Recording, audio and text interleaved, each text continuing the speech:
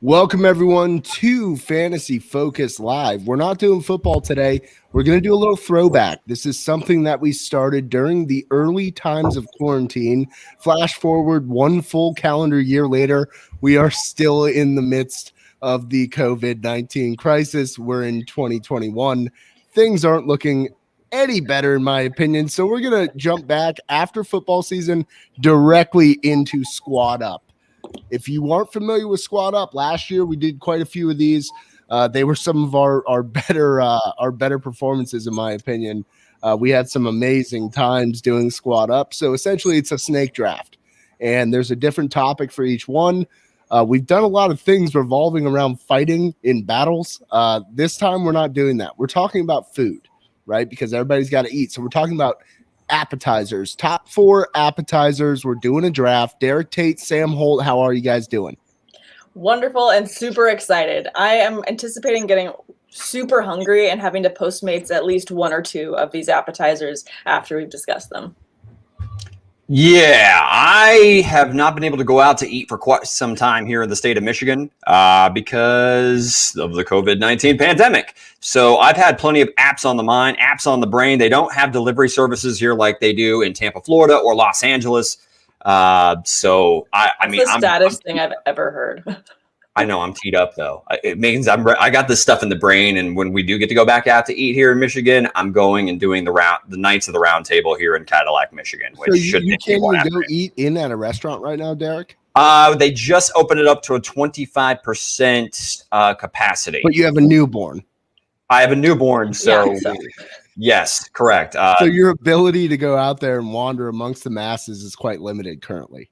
According to Kelly, it's non-existent. So I'm going to be eating a lot of stuff at home, and a lot of the things that are on my top appetizer or power rankings definitely don't crack the fridge here in the Tate household because of Kelly. She does. Well, and you don't really cook much, Tate. So I will say this must be a tough draft for you because you must want every single item that we're going to list here today.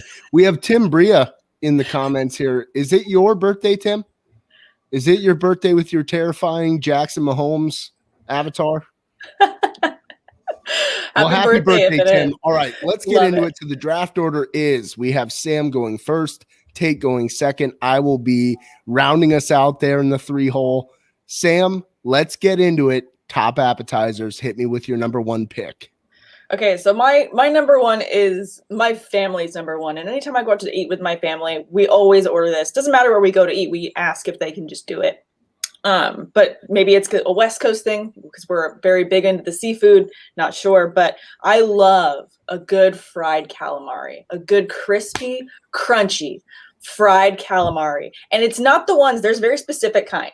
So I don't like the restaurant that gives you the long stick of meat. No, that is not calamari. Give me the one that looks like a little critter that just jumped into the batter and then jumped into the fryer. And that's the guy I want. Yes. So freaking good. Squeeze Sam, you snaked the hell out of me here. I had calamari as my number 1.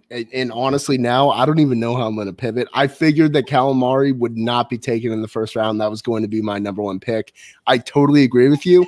I want the little fuzzy guys. I want the little furry, fuzzy, squid-looking thing. Those are the best. You get the crunch, you rip the head off of it. Yes, yes. I like to put them in my mouth like with the little head first and then let the legs stick out so it looks like he's trying to escape.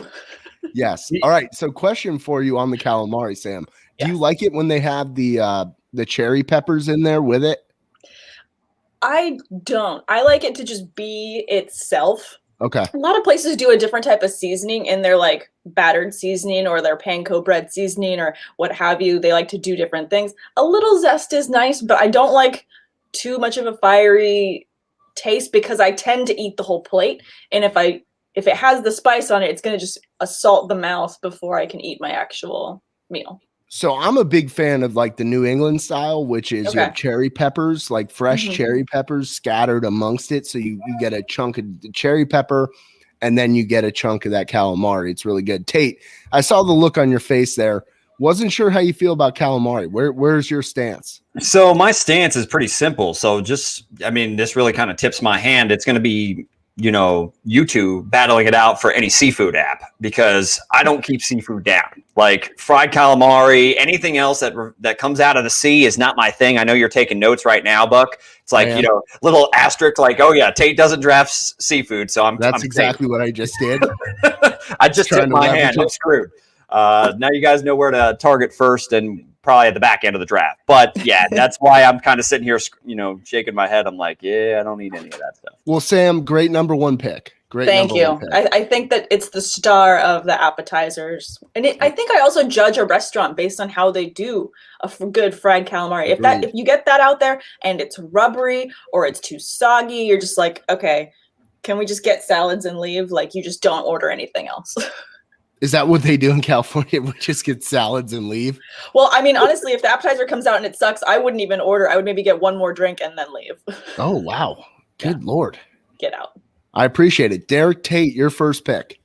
I think you know where I'm going with this. And we've sat down and shared this appetizer before at a place called the Press Box. Oh, God. And we are going with a little thing called couch potatoes. You can also call them cheese fries. You can call them whatever you want. But give me any sort of potato-based apparatus, fried potatoes, whether it be wedges, whether it be French fries, whether it be tater tots, and just smother it with cheese and bacon. And if you want to throw some onions on there, that's fine too. But I mean, just as long as the cheese and bacon and the potato-based, that's all I'm got. Just give me cheese fries in general.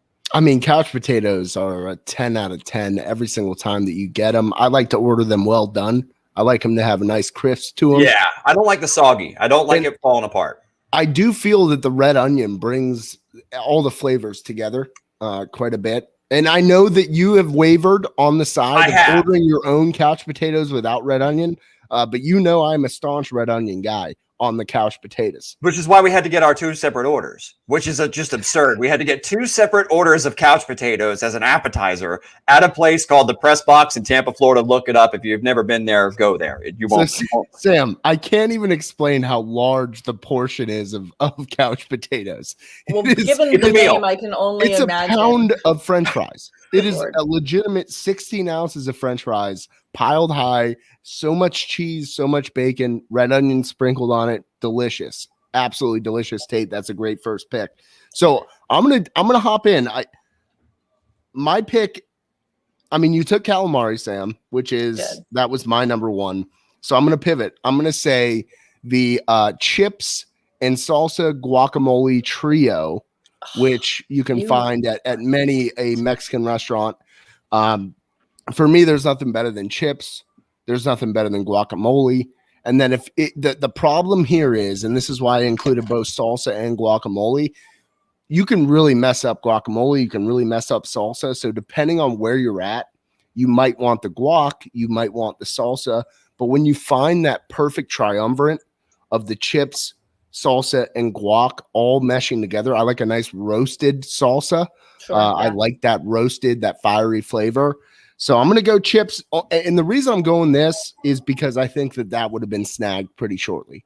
I think that's a smart pick. That's definitely a smart pick to take that where you did. Because it's number 2 on my list is the classic guac chips salsa trio. Sam, I have a question for you.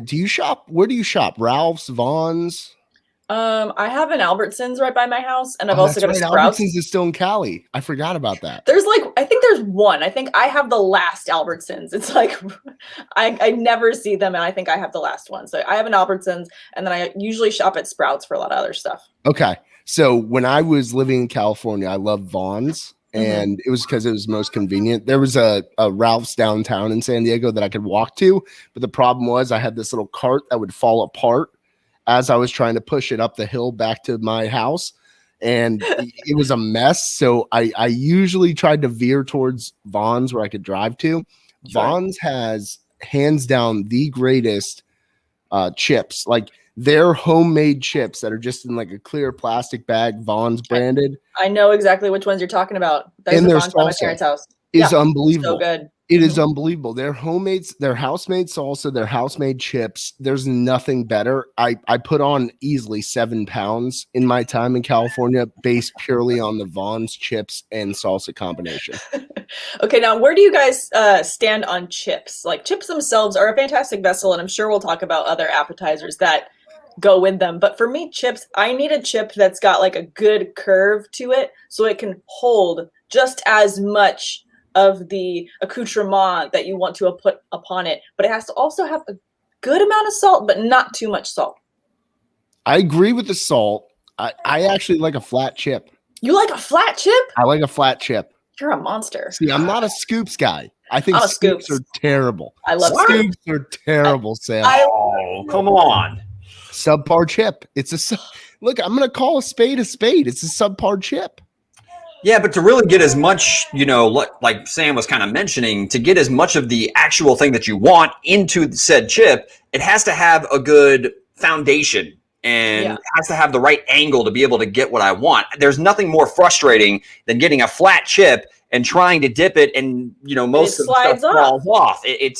Then you got to go back in 2, 3, 4 times. And I mean, by that time you're threatening the integrity of the chip. Exactly. But if you're sharing this, the chip integrity. And I don't mean a Tostitos scoop. I do agree. The Tostitos scoops tend to not be the best chips because they're too thick, in my opinion. I agree. But it needs to have it needs to do that. And yes, my hand can bend that way. What? Damn, Sam, how are you getting that angle? I can't come close to you here. I'm double jointed. That is terrifying. So when it comes to chips and dips, though, chips and dips are all time, right? There's nothing better than going to your local Mexican joint, and the first thing they do before you even get a water, before you get a cerveza, they just hit you with the chips and the salsa. And then when you add on a nice guac, and it's in that bowl that they've just mashed it in. Oh, yeah. So there's a place here called Besito. I don't know. I think it's like a chain, but I don't think there's too many of them. Nice place, like an upscale Mexican place. They do the whole thing. They make it as spicy as you want it right in front of you with like freshly chopped tableside guac. Yeah. Tableside guac. All right. So can we just put an asterisk on mine and say tableside guac? Yeah, we'll just do that. Tableside. Now, what's your next pick? Because I feel like I could talk chips and guac forever. So my next pick is oysters. Oysters. I knew you would be the oyster guy in this group. I knew it. Yeah. So I absolutely love oysters. Huge fan of Pacific Northwest oysters. Huge fan. I think that those are the best. They're very briny, like super salty, but they also hit you with that nice little sweet tang at the end of it. And that to me, there's nothing better than oyster. I need horseradish. I'm not a classic guy who just takes it from the shell straight into the gullet. I like to dislodge it from the shell, place it upon a saltine cracker. I like a nice ample amount of horseradish, just a dash of cocktail sauce, and a lot of hot sauce. And I dress those bad boys up. That's how I roll with the oysters. Tate clearly hates this. I'm glad you guys are wasting your picks on seafood. That's no, we're just going to leave all the cheese and potatoes, different variants to you. Hopefully not, because we'll get down the road here later on in this draft. But I love oysters. I truly northeastern oysters are okay. I won't say that I prefer them to the Pacific Northwest, but there's a different layer to those. I do love Wellfleet oysters there off the Cape. I think those are fantastic. But the sad part is Apalachicola. So where most of the oysters that you would eat here in Florida come from the Apalachicola Bay, and they have ceased from being able to harvest any oysters because they're trying to rebuild the population. So right now in Florida, we're not getting our normal local, like actual non-farmed oysters. Mm-hmm. Everything is based on a farm here in Florida currently. So the oyster game isn't great, but my buddy Doug, he lives up in Boston. He came down for the Super Bowl. He had 200 different oysters from all over the Cape area up there. Fantastic. Did he bring that just in his carry-on? I think he just checked it. He's like, hey, here's this huge stack of oysters. Let me ride this down to Tampa. we'll get it done. But no questions. In Florida right now, we have a little bit of a dearth of oysters because Apalachicola Bay had to shut down oyster operations for a little bit, let the population rebuild. You know, it's all about making sure that we're doing well by the ecosystem. So, that makes sense. I mean, so I've had like an oyster, and it was probably at one of those Sunday brunches that just is a mess of all different types of things. So Sure. I would like to try oysters again, but I'm not going to do it unless it's at a spot that's like the oyster spot. You know what I mean? So you've only had one oyster in your life? Yeah, I Do they always look end up weird? getting other stuff. What? You think they just like look kind of non-appetizing? Yeah. I mean, they're ugly as hell. They're definitely ugly as hell. But I mean, but I like clams. I like mussels. I like plenty of other you would seafood love oysters, variants. So I'm sure that I'll like oysters. I just haven't gotten around to it. See, I'm Tate, with you though. Your thoughts on oysters, Tate? Yeah, no good. Period. Just not aesthetically pleasing, like you just mentioned, and it doesn't help that I get sick whenever I eat seafood. So yeah, thumbs down from Tate. Bad Are pick. you allergic to seafood? I maybe. I don't. I've never been officially given no. I've never been diagnosed by a doctor. You've never been diagnosed with the condition that you clearly have. Okay. Yes. Yeah. Whoopsie! That's a chair that just fell down. That's just a chair that fell down because Sadie Puppy decided to go ahead and start running behind the camera, and she panicked. Luckily, it didn't knock down any of my lighting system, and or hit the baby. Nothing happened. No, baby K is still fine. It may have startled her a little bit, but she's okay. So my favorite oyster is the Kumamoto. That's Pacific Northwest. It's got a very, very deep crevice to it. It's like a thick shell, about that deep, 2 inches or so. And it's, oh God, if I could do a Kumamoto every day, if that's how I wouldn't want to start my day with an oyster, but I will say I would like to have like a nice lunchtime break with one Kumamoto every single day. I'd be a happy guy. Love it. Tate, you're up. Yeah, Tate. So I want to know. Can stop being glazed over. No. I'm curious now. What does this fall under? Because I'm going with nachos carne asada. Now, am I allowed to include meat into my? I mean, I guess we can. Yes, because bacon technically was also a part of it. But I feel that you've taken nachos completely now. Yeah, but nachos is gone. You're dressing it up how you like. Exactly. Nachos are off the table, but you can go with it the best way that you think they're would take nachos. See, normally I'm throwing some sort of white queso on there. I'm throwing some sort of steak carne asada on there as well. A little sour cream, little guacamole. I'm just one big heaping mess. And that's where, again, this is where the chip comes into play. I don't like as much that flat chip, because if you have to try to go in there 2 or 3 or 4 times, that means you're competing with other people at the table, and you're not getting quite as much of the carve of the pie or as much of the appetizer. I don't like that inefficiency. I need to be one and done in there, so I can eat as much of it as possible. Well, I think that also you have to give compliments to the chef when they get it so that it's layered with the cheese and the different toppings, so that you don't just have this heaping mass on top of the top portion of the chip pile. You need that thing kind of, jurisdiction-wise. You want equal jurisdictions across all the different toppings onto the chips. And I think that's essential. The carne asada is interesting. I actually prefer a shredded chicken nacho. Yeah. It's healthier. Yeah. I wouldn't say it's quite healthier, but I would say that, what's weird? I just, at my age, I just don't digest beef all that well, to be quite honest with you. Like, I had a burger yesterday. I've been backed up since. See, I feel like I'm slowly morphing into the parody of a super fan from Saturday Night Live. Yep. I've got a Polish sausage lined in my arc. And he's sitting there punching. Yeah. I'm still willing to take the risk of the digestive system not being too happy. That'll probably change in the next 5 years. This draft would go completely different in 5 to 10 years. That's a good point. We might need to revisit this in 5 to 10. Yeah, revisit this in 5 to 10. No, nachos are a great pick. I love a good nacho plate. I think it's just a crowd pleaser. Tate's not only looking out for himself. Well, really he is, because he would pull his own plate of nachos when you order something else. That's just how Tate rolls. Yeah. But yeah, nachos crowd pleaser. So far, what do we have? I have you've got chip so Bucks salsa and has guac, chip oysters. salsa, oysters. Tate has cheese fries and nachos. So Tate has 2 vessels with cheese. Oh, it's all cheese for Tate, and that's what terrifies me because he's got another pick before mine, and I'm a little bit intimidated right now. All right, Sam, what do you got? You got 2 picks. I'm going back and forth between a couple. I'm kind of looking at my platter, if you will, to see, because based on what I'm picking, I'm kind of imagining I would eat all of them together. So I'm gonna go ahead and swipe this one off the table just because I feel like it's gonna be on your guys' list as well. A good old classic mozzarella stick. Okay. Nothing beats a good classic mozzarella stick. Now, not too greasy, but that's got a good crust to it. I would say it's got to be not too thin. I hate it when it's a thin mozzarella stick. That's not a mozzarella stick. That's taking mozzarella stick and just rolling it in dust. Give me a good crust to it so it's got a crunch. Tim Bree is on board with you. He said his first pick would have been mine. Birthday boy is saying that's his first pick. Yeah. It's a good pick, but when you bite into it too, it has to pull. Like, it can't just be a chomp. It has to be able to melty pull, and that's how you know you got a good one.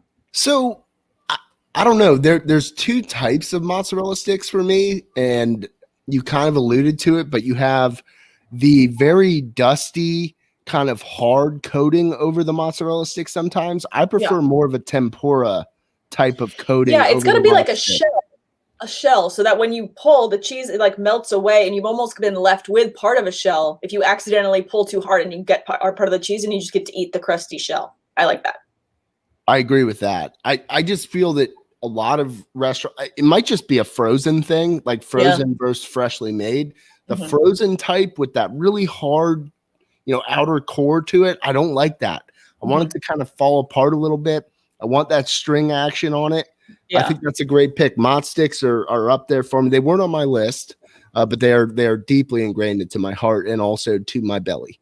Love it. Okay, and then after that, because I'm going to get one more protein in there before I round it out with my last pick. So this is the 7th pick, and I know that Tate's not going to have this on his list, but it's white wine roasted garlic mussels. What? I love a good steamed mussel. Like, you know the mussels? Yeah, I'm very aware, but I actually look at like a nice white wine garlic mussel as an entree.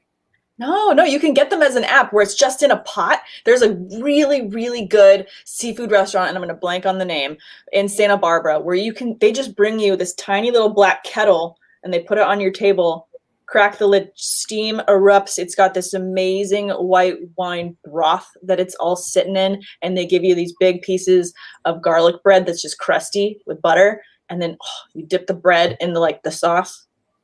So good. So good. So I had never, this is a funny story. This is in San Diego. We were at a very upscale, like kind of seafood type of restaurant. So we ordered the mussels. Mussels are fantastic. And then my girlfriend at the time, she orders artichokes. Yep. I'd never eaten an artichoke before, Sam. So you've never eaten an artichoke? Well, I was a Florida boy. We don't exactly have a plenty of artichokes here. It's more of a California thing, right? But the artichoke appetizer, this is not on any one of my lists. But no, because it's like the most difficult thing to eat. So we're enjoying these mussels, and then the artichoke comes out, and I don't have the heart, or I guess I'm just kind of like a coward. I couldn't say, how do I eat this with the artichoke? So guess what I did, Sam? Just eat the whole thing. I just ate the whole damn thing, and I'm sitting there chewing on it. This is really chewy, babe. What's the deal? I'm just sitting there chewing on. Tate, have you ever had artichoke heart? Yes, I have. Yes, it makes me laugh my ass just off. peel it off of it, right? You're supposed to just scrape it with your teeth, just to get the good meat chunk. So you just shoved that thing in your mouth? I just took it and bit it. I'll tell you what, Sam, I was chewing on that for a good 10 to 12 minutes. Good. And Finally, did she correct you? Oh yeah, she's like, "What the hell are you doing? You've been chewing for like 10 minutes now." And I was like, "This artichoke's really good." It wasn't really good. That's fantastic. I had no idea how artichokes to are eat not. the artichoke. I was not cultured enough to appreciate how you scrape it off. I wasn't taking cues from her. If I was smart, I might have already been inebriated, because if I was smart, I would have just watched how she attacked the artichoke. Being a seasoned veteran, I didn't do that, Sam. I just... I understand the really nightmare. I think difficulty level is why artichoke story. Yeah, I think difficulty is why roasted artichokes are not on any list of mine. I like how you automatically proclaim that it's not on my list. So anything healthy, anything green, yeah, you're right. It's probably not going to be a vegetable base. I would guess it's not on your list. That is, you are absolutely. You've got me scouted properly. Hey, can I get the steak and vegetables? Hold the vegetables, please. 2 steaks. Can I just get a bowl of queso on the side? Tate would get a bowl of queso anywhere he goes. He dunked the steak in the queso.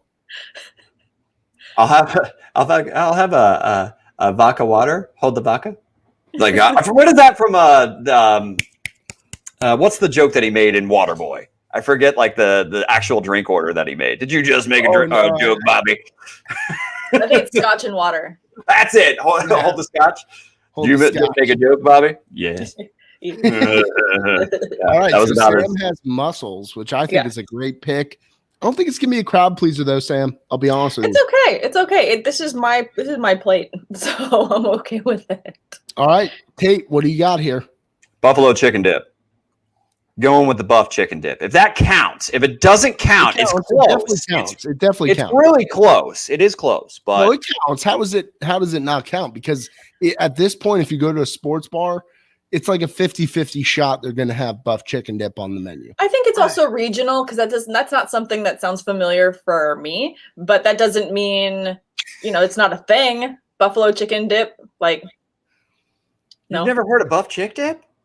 I know I've heard you talk about it, because you've talked about making it yourself, and you talked about it like... There's not many things I can make. This one I'm capable. No, I know. I remember like 15 minutes on our show, you were talking about this, and I was like, cool. I don't know what that is, but all right. We just talked about 1/3 of Tate's cooking repertoire. So buff chicken dip is super simple, Sam. All you got to do, like, if you just go, I like to do it with the rotisserie chicken. You can also do it with canned chicken, but I prefer getting the rotisserie chicken, basically tearing that apart, right? And then it's just a matter of blue cheese, Frank's Red Hot sauce, cheese. Boom. Hit them. Kaboom. That easy. Then you bake it. And I will say, Tate, I've never ordered it at a restaurant just because I feel like I can do it better. So my general rule of thumb is that if I can make something better than a restaurant, why am I going to pay the upcharge? Yeah. Type of thing. But I get it. But it sounds to me like you really enjoy buff chick dip at a nice restaurant. Now, here's the crucial question. What is your preferred vessel for the buff chick dip? Vessels are important. Well, they have a place up here in Cadillac that does it pretty damn well. It's called Clam Lake Brewery. And if you were to ever make the trip up here, that's where I'd be taking you. And they do themselves very well. So much to the point where I go back there and I'll reorder it along with my meal, which is always a mistake because I eat the entire damn thing, which just acts as a meal. And I end up boxing up my burger. So it's dangerous. And that's why, for me, it's like teeters on whether it's an app or whether it's an actual meal, because I consume in meal type portions. You haven't answered the question, Tate. What is the vessel? What do you mean vessel? I mean, you mean like the dip itself? What are you dipping into that dip? I think he's using a spoon. I mean, whatever, dude. I mean, give me. Are you just eating it with a spoon, Tate? No, hell no. I'm not eating it with a spoon. I mean, definitely going with any sort of generic, chip that they serve there at given restaurant. That's my preferred method of consumption. So a tortilla chip is probably preferred. Yeah, absolutely. I agree on the tortilla chip for that. Yeah, it sounds like tortilla chip would hold that well. Of two worlds, really. You have the Mexican side with the tortilla. You have the buff chicken dip for all you, I don't even know what to call you. Is it Midwest Tate? You're not even Midwest. You're just like Mid-East. Yeah. You're like Middle East Tate. Middle Eastern United States, yes. I'm a fusion of the two. Yeah. All right. That's a good pick. I like the buff chicken dip. So my third pick, Tate, I'm shocked that you haven't grabbed this one already. Cheese curds. Similar to mozzarella sticks, but very different. Good. Yeah. But very, very different. Tate knows. When we made the trip up to Green Bay, we had cheese curds every day, multiple times a day. Anytime that we could get cheese curds, we ate them.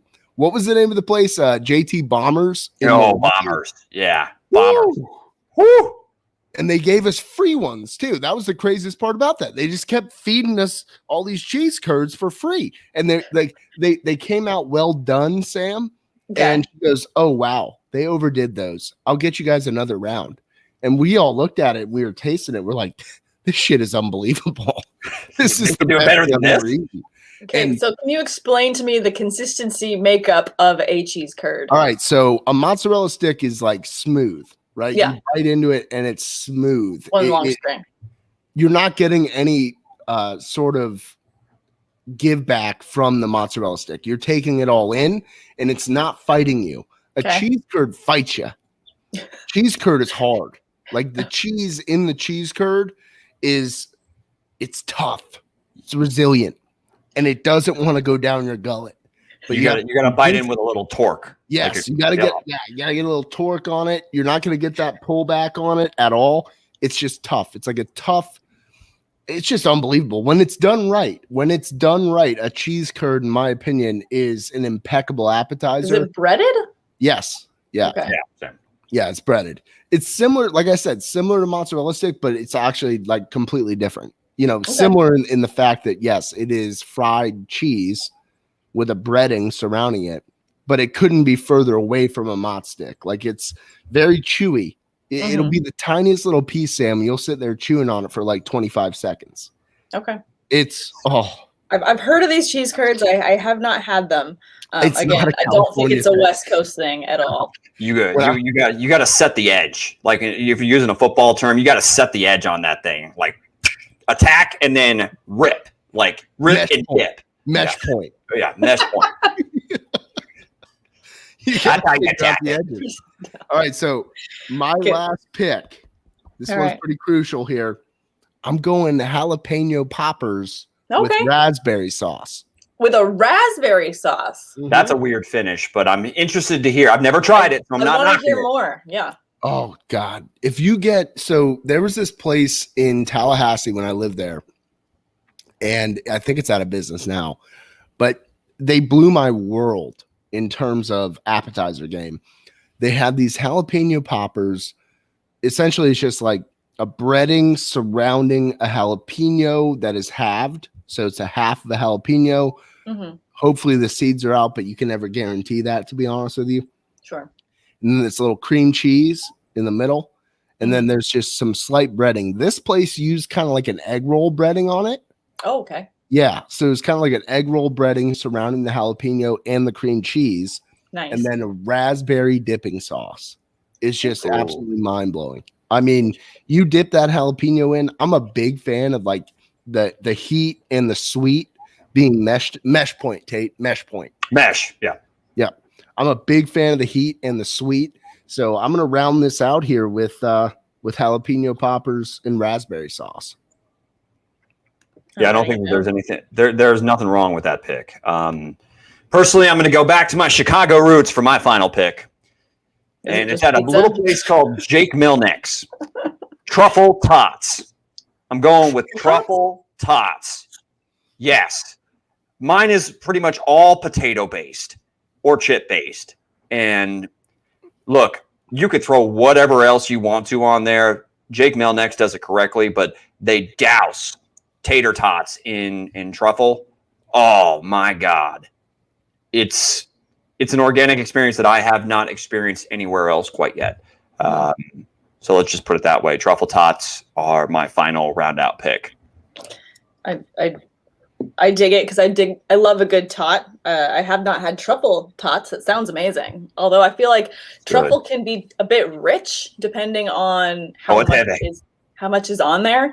And I can get almost get sleepy when you have too much truffle for me. Let me put it this way. The truffle tot is my offensive line.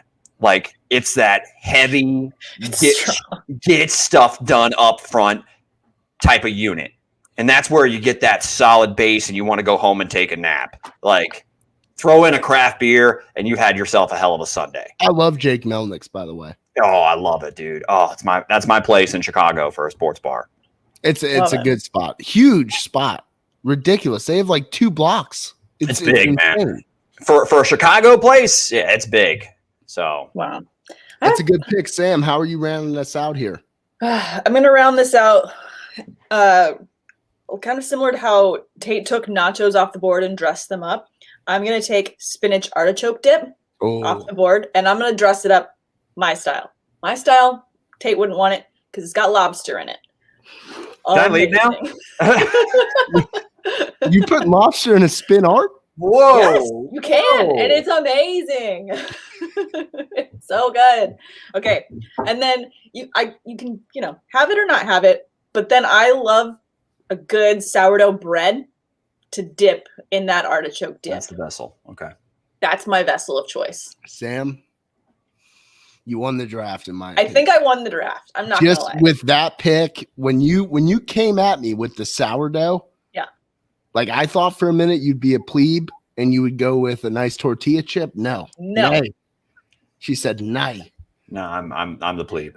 The sourdough bread is an absolute game changer for that dish. It is really good. It's Sourdough so good. bread. Now, I will say, if you've ever had a spinach artichoke dip with, I like having water chestnuts chopped up in it for texture. Okay. And I like a pumpernickel, to be quite fair. I do think that's a good prefer one the too. pumpernickel.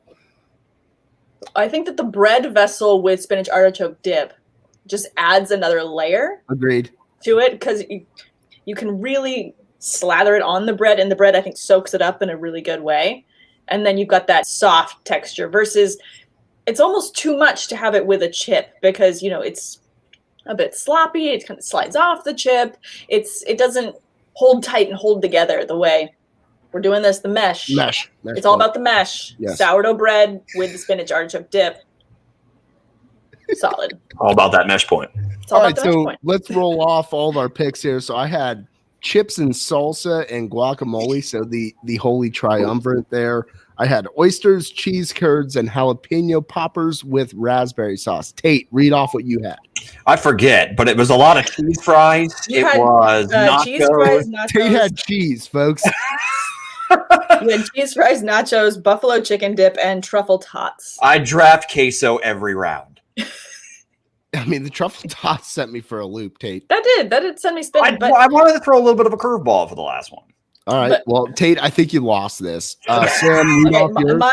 mine was fried calamari, and then I had the mozzarella sticks, the white wine mussels, steamed mussels, and then the spinach artichoke dip. Now, when I look at our 3 plates across the board, I think mine's the only one you could order it and then maybe still order food after, because Tate's is so dense, I think I would die if I ate all of that in one sitting. I think I would literally have a heart attack as I started to sniff the truffle tot to finish it off. I was like, I would just die because clogging arteries is the name of Tate's team.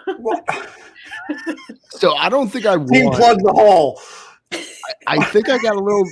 I was so anticipating chips and salsa, and now looking at the way my draft shaked out, I'm not happy with it because Sam snaked me with the calamari. That was going to be kind of my linchpin. That was going to be the thing that was going to be the glue guy. And without calamari, which is personally my favorite appetizer, I feel like I'm at sea without a boat, without a paddle. I'm just floating with my fat gut above water right now. I feel like all you see is my gut above the water as the waves crash in. I feel like your list is if you went to a restaurant and they said, I'm sorry, we just ran out of calamari, and you're like, well, shit, I guess I'll get everything else on this list. That is my list. Well, folks. Well, I want to defend myself, though. With my approach, and I did this on purpose, I did want to make sure that I got some sort of meat into most of my appetizers. I got bacon in the first one. I got carne asada steak in the second one. I've got chicken in the third one with the buff chick dip. And then, truffle, that speaks for itself. That's all. I'm not a truffle guy. Tate lost the draft. It's a battle between Sam and I. Folks, sound off in the comments. What do you like in terms of the appetizers? Tim Bria, we will be doing a 2021 mock draft of sorts. I think we're going to talk about where we like players, where they fit in best. That'll all be coming through the gauntlet here as we get closer to draft time. Draft is still in April, right? Or is it May this year? I think it's normally it's at the end of April, but it's like normally my dad's birthday is associated on April 28th. That's the name day of Pat Tate. That is normally associated directly with the NFL draft. So I'll have to double check, though. I'm actually kind of curious. You guys go ahead and sign us off while I'm finding out the official date of the 2021 NFL draft. All right. Well, sounds good, folks. Sound off in the comments who won this draft. We all know Derek Tate did not. Truffles, cheese, just way too much of all of that stuff. Thank you all for tuning in. Fantasy Focus signing off. Until next time. Later, says Tater. Hey, by the way, NFL draft, April 29th.